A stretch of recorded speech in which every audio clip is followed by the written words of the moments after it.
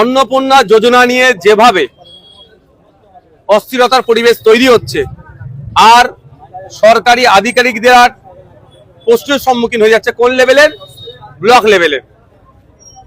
যেমন ভাঙড়ে 66,000, 2 নম্বর ব্লকে 66,992টা অ্যাপ্লিকেট, কিন্তু সবাই পাচ্ছে না। এর দায়ভার কার, এটা জানতে এসেছি এবং দ্রুততার সাথে যাতে পাই তার ব্যবস্থা করার জন্য বললাম। দ্বিতীয়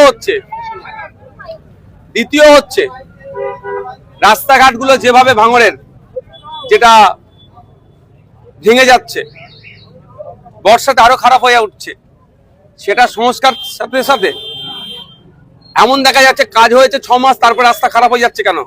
তাহলে যে কন্ট্রাক্ট নিয়েছিল কন্ট্রাক্টরকে খুঁজে বার করা, সেটা তদন্ত করা, এই কথা বলেছি।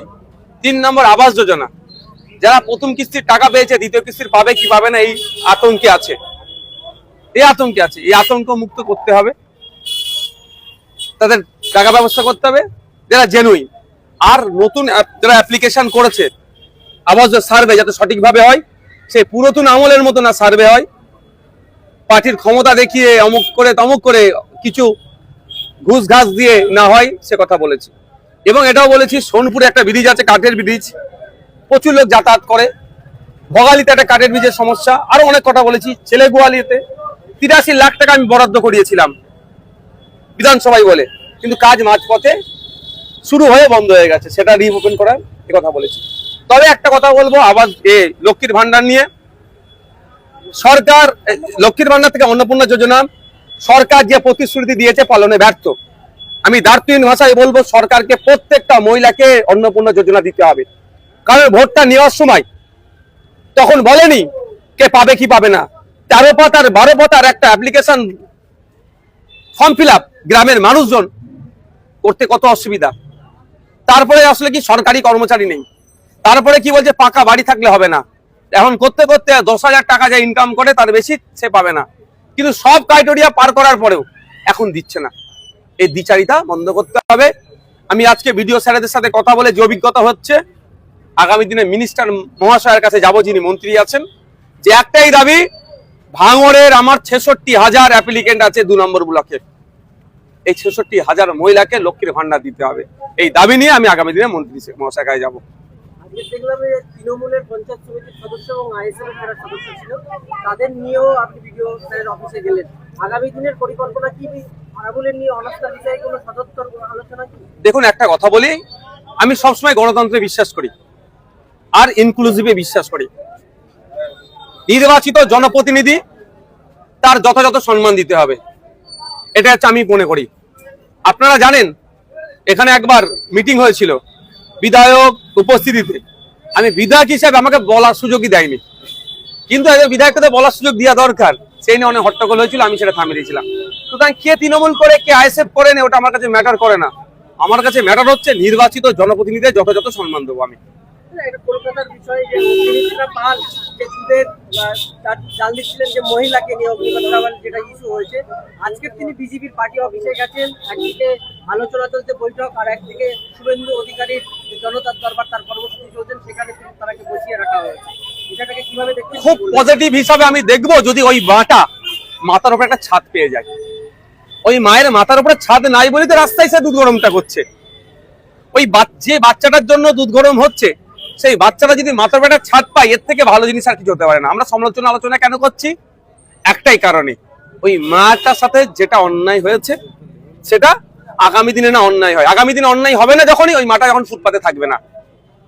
সরকারে আছে এখন বিজেপি, কাজ হবে মাটাকে একটা আবাস যোজনার বাড়ি করে দেওয়া, ওই মাটার ফুটপাতে থাকবে না।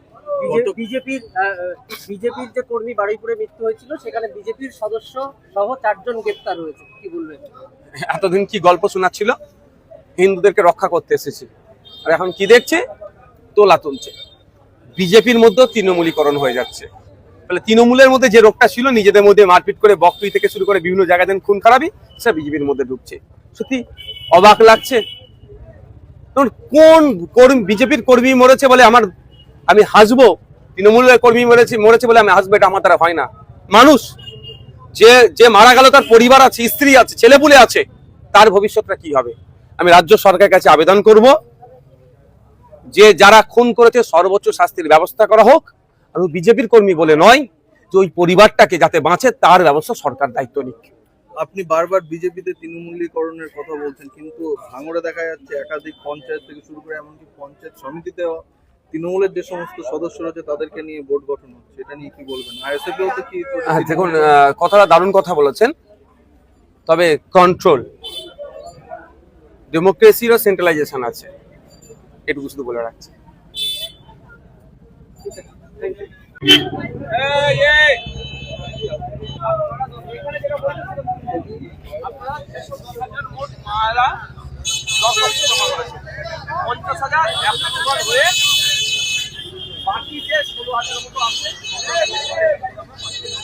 আমি বললাম বাকি 16,000 এইবার হচ্ছে টাকাটা আটকে রেখেছে এরা কি না জানতে হবে এদের 16,000 যদি আটকে রাখে তাহলে এদের বলবো। হ্যাঁ এই যাচ্ছি বলছি এই 12 গেছে এইটা নম্বর ব্লক 1 নম্বর ব্লকে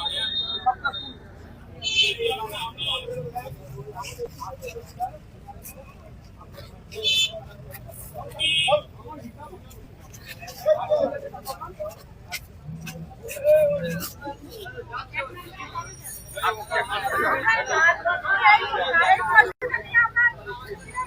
জানি আমার অনেকে টাকা দিয়ে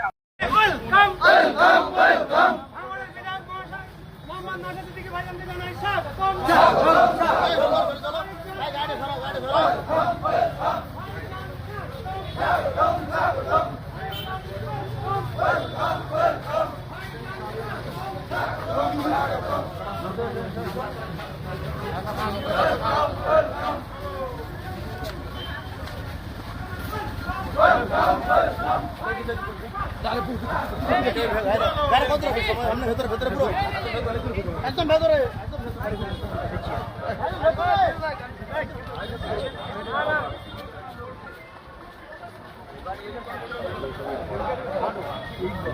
দেখি তো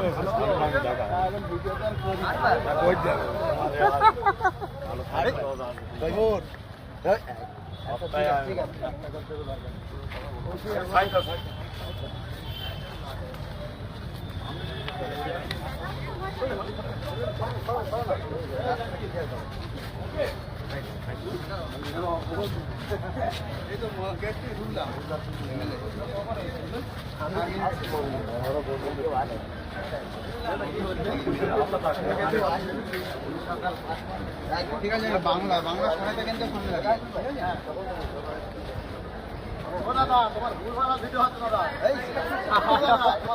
কোনটা বলো, কোনটা কোনটা বলো?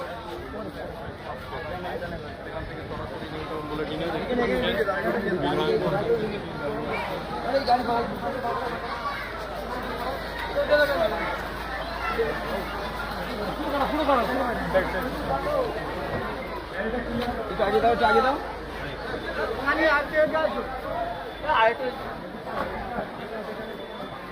হ্যাঁ ভাই, এমনি লোক উপরে উঠবে না তো।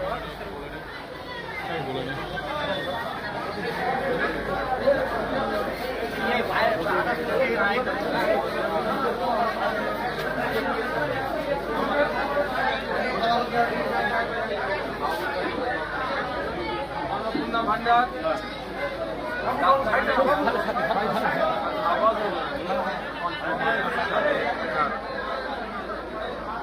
টাকা ঢুকেছে, রাস্তার তো কোনো সংস্কারই হচ্ছে না গত 1.5-2 বছর ধরে। প্রধান রাস্তাগুলো খারাপ, গ্রামের রাস্তা খারাপ। সর্বোপরি হচ্ছে যে রাস্তাগুলো হয় একটা নির্দিষ্ট টাইম থাকে রিপেয়ারিং করার জন্য, যে যে সংস্থা দায়িত্ব নেয় তারা আবার রিপেয়ারিং করার জন্য সময় থাকে। সেই সব বিষয়গুলো কি হয়ে দাঁড়িয়ে আছে সে বিষয় নিয়ে আজকে আলোচনা।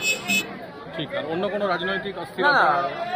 পঞ্চায়েত সমিতির সভাপতি বিডিও অফিসের বাইরে বলবো বলে। বিডিও অফিসের বাইরে? এটা সরকারি প্রতিষ্ঠান, এটা রাজনৈতিক কথা বলবো না। আচ্ছা, ভাঙড়ের উন্নয়নের কথা বলতে, উন্নয়ন নিয়ে আলোচনা করতে এসেছেন আজকে। ভিডিও অফিসের প্রবেশদ্বারের সামনে সেখানে কিন্তু কর্মী যে সমস্ত সাধারণ মানুষজন যারা ভিডিও অফিসে এসেছেন তাদের সাথে কথা বলছেন, খোঁজখবর নিচ্ছেন, একেবারে দর্শকদের উদ্দেশ্যে হাত নাড়ছেন।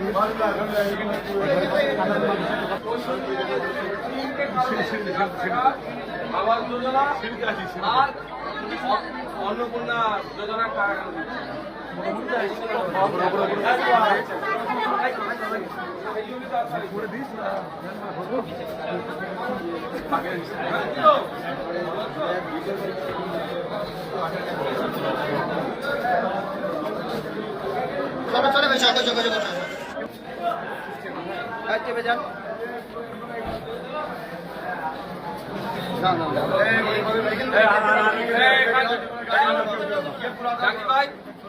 আমাদের একটা নেতৃত্বকে আপনারা দাঁড় করিয়ে দেন।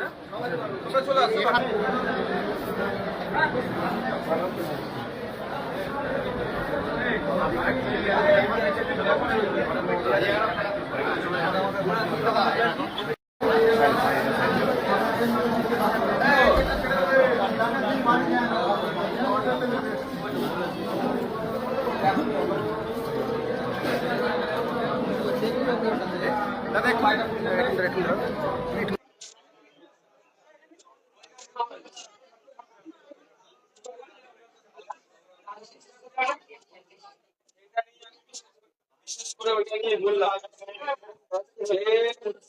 আমাদের ভাঙড়ের মানুষজন আর হ্যাঁ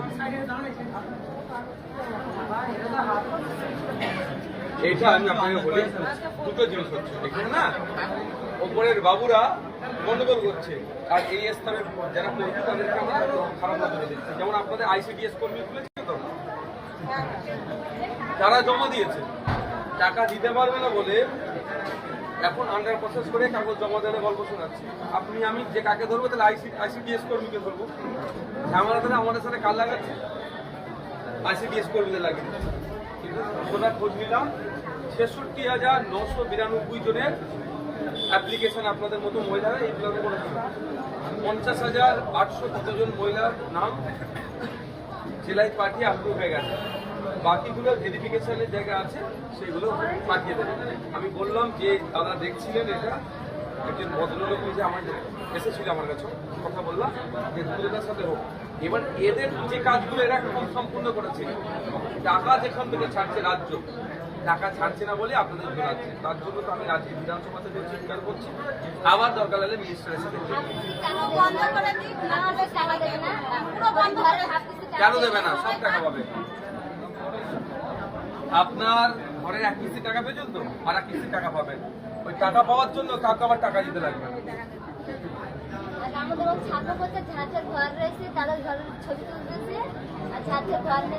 যারা সার্ভে করে এটা করবে তাকে সে জেল খাটবে, আপনার বাড়ি যাবে। সেই লড়াই তো করছে